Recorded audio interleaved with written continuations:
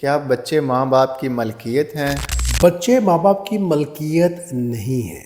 Obviously بچوں پر تو بہت زیادہ حق ہے ماں باپ کی طرف کے، بالکل بچے اللہ تعالیٰ کی دین ہے۔ اللہ تعالیٰ نے یہ کلین سلیٹ کی طرح ہمیں دیے ہیں بچے، اور ہم جس طرح چاہیں ان پہ لکھ سکتے ہیں۔ اچھا لکھیں گے تو بچے اچھے بنیں گے، برا لکھیں گے تو بچے برے بنیں گے۔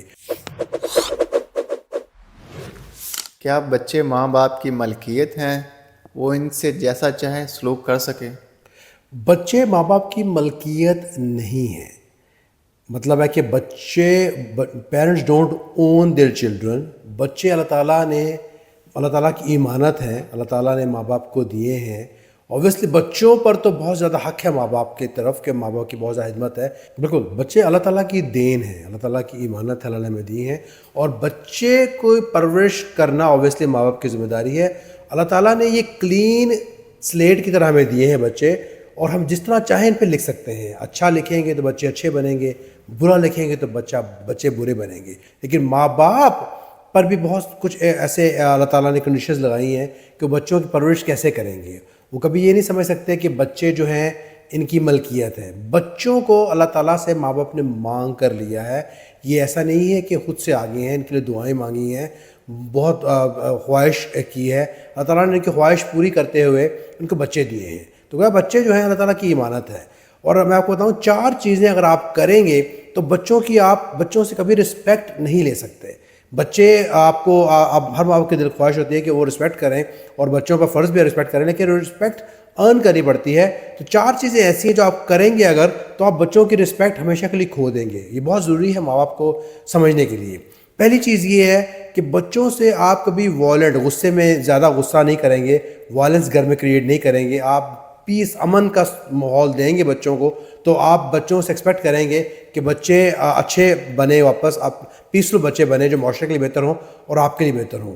تو violence is always a no at home in front of children۔ Violence ضروری نہیں کہ فزیکل ہو، وائلنس ریلیجیس بھی ہو سکتی ہے۔ مطلب ہے کہ آپ اسلام کا غلط استعمال کریں، بچوں کو وہ سب باتیں بتائیں کہ بچوں نے کیا کرنا ہے، لیکن جو آپ پر ذمہ داری ہے وہ آپ لیبریٹ نہ کریں، وہ آپ اپنے اندر فورس نہ کریں اور بچوں کو نہ سکھائیں۔ تو یعنی کہ یہ آپ اسلام کا غلط استعمال کر کے بچوں پر دھونس ڈالنے کے لیے کہہ سکتے ہیں کہ اللہ تعالیٰ نے یہ کہا ہے، اللہ تعالیٰ نے یہ کہا ہے۔ بے شک اللہ تعالیٰ نے سب کچھ کہا ہے، لیکن اللہ تعالیٰ نے ساتھ ساتھ ماں باپ کو ذمہ داری دی ہے کہ بچوں سے کس طرح پیار محبت سے رہنا بھی ہے۔ نمبر 2، ہیو کنسسٹنسی، مطلب ہے کہ آپ کو اپنے رولز میں کانفلکٹ نہیں کرنا ہوگا۔ یعنی کہ آپ 1 منٹ کچھ کہہ رہے ہیں، دوسرے منٹ کچھ کہہ رہے ہیں۔ آپ کے ڈائریکشنز بچوں کے لیے کلیئر ہونے چاہیے، اور وہ ٹھیک ڈائریکشنز ہونے چاہیے جس سے بچے سیکھ سکیں اور اس پر عمل کر سکیں۔ نمبر 3، نصیحت۔ آپ ہر وقت نصیحت کرتے رہیں ان کو، اور کرتے رہتے ہیں، بولتے رہتے ہیں، لیکن آپ ان کی نہیں سنتے۔ آپ کو بچوں کی بھی سننی پڑے گی۔ اگر آپ ہمیشہ یہ کریں کہ آپ نصیحت کرتے ہیں، نصیحت کرنا اچھا ہے، لیکن بچے کی بھی سننی پڑے گی۔ اگر آپ بچے کی نہیں سنیں گے جواب میں، تو بچے کا کانفیڈنس بلڈ نہیں ہوگا، وہ لو اسٹیم میں رہیں گے۔ ایسا نہیں ہوگا کہ مائی وے اور دا ہائی وے، کہ جو میں کہہ رہا ہوں بس وہ ٹھیک ہے، یہ ماننا ہی پڑے گا۔ بچے سمجھدار ہوتے ہیں، اپنی عمر کے ساتھ ساتھ سیکھتے ہیں، اور کئی بار ماں باپ سے زیادہ سیکھتے ہیں، کیونکہ وہ جو چیزیں دیکھتے ہیں ماں باپ نے چیزیں شاید نہیں دیکھی ہوں گی، کیونکہ دنیا بہت تیزی سے ترقی کر رہی ہے۔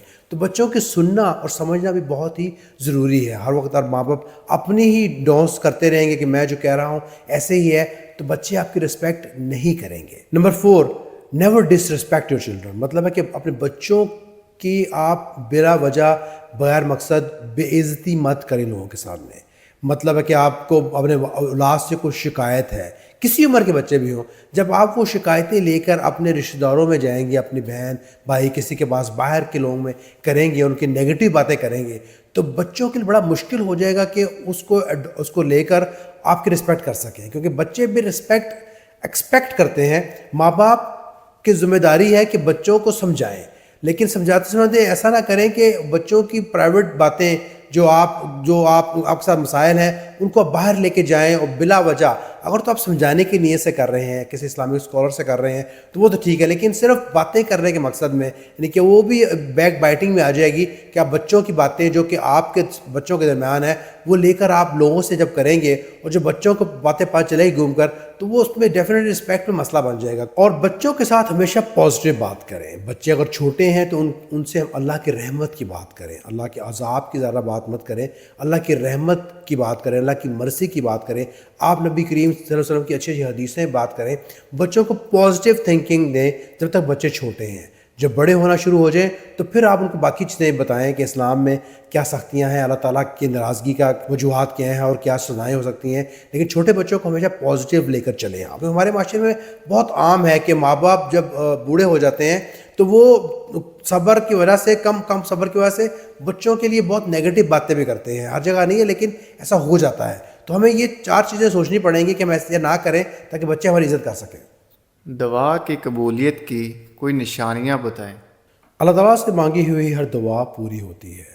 یہ ہمیں انسانوں کو سمجھ میں نہیں آتی کہ دعا کس طرح قبول ہو رہی ہے, کیونکہ اکثر تو ہوتا ہے کہ جو اللہ تعالیٰ سے ہم نے مانگا ہے اللہ تعالیٰ اسی طرح ہمیں وہ عطا کر دیتے ہیں. لیکن کبھی ایسا ہوتا ہے کہ جو ہم نے مانگا ہے اللہ تعالیٰ جانتے ہیں کہ یہ جو میرا بندہ مجھ سے مانگ رہا ہے اس کے لیے بہتر نہیں ہے, تو اللہ تعالیٰ اس سے بہتر چیز دے دیتے ہیں یا کوئی اور چیز دے دیتے ہیں جس سے ہمارا مسئلہ حل ہو جاتا ہے.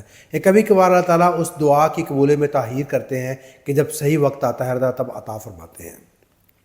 لیکن نشانیاں جو آپ نے بولی ہیں کہ کیا نشانیاں, 6 نشانیاں آپ کو بتاتا ہوں جس سے آپ کو لگے گا, اور 6 میں سے کوئی نشانیاں بھی اگر آپ کو آ جائیں تو اس میں بہت زیادہ تصور کیا رہا ہے کہ آپ کی دعا قبول ہو رہی ہے. اور آپ میں ایسی فیلنگ آتی ہے تو ان شاء اللہ تعالیٰ وہ دعا ضرور قبول ہو جاتی ہے.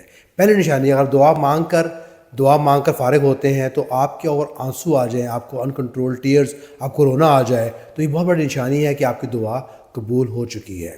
دوسری نشانی کہ آپ کو گوز بمپس آئیں گے, یعنی کہ آپ کے رونگٹے کھڑے ہو جائیں گے دعا کے بعد. آپ کو ایک فیل آئے گی کہ گوز بمپس آ رہے ہیں اور آپ کو اچانک سے ایسی فیلنگ آ رہی ہے. تیسری کہ آپ بہت زیادہ انسپائرڈ ہو جائیں گے دعا کے بعد, جیسے کہ آپ کو گائیڈنس مل چکی ہے اور آپ انسپائر ہو جائیں گے اس سے. اگر آپ کو ایسی فیلنگ آ رہی ہے تو یہ بھی قبولیت کی ایک نشانی ہے. چوتھی یہ کہ آپ ایک دم کام ہو جائیں گے, پیسفل ہو جائیں گے, جیسے کہ آپ کا جیسے آپ مساج لے کر آئے ہیں اور آپ بڑے پرسکون ہو چکے ہیں, تو یہ بھی ایک نشانی ہے کہ آپ کی دعا قبول ہو چکی ہے.